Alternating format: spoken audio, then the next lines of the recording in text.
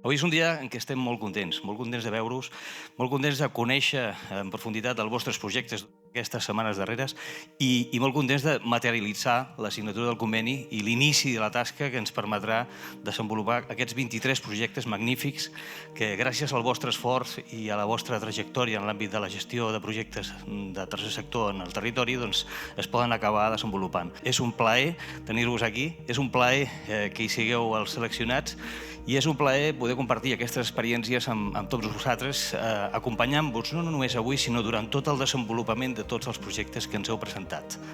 Aquest any se n'han presentat 60 d'iniciatives d'aquest tipus.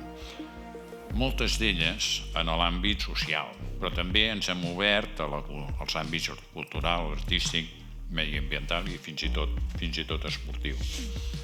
Ens hi hem obert perquè la disponibilitat econòmica que en aquest moment té la Fundació ens permet fer-ho i esperem seguir-ho podent fer en els propers anys.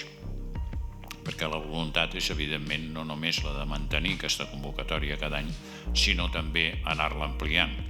De fet, va començar, posis entre cometes, modestament, amb 100.000 euros. Estem per 350 avui. I esperem en els propers anys anar incrementant aquesta xifra, si les disponibilitats econòmiques ho permeten, i anar atenent o donant suport, o dient-li com vulgueu, a tantes iniciatives com les que vosaltres representeu.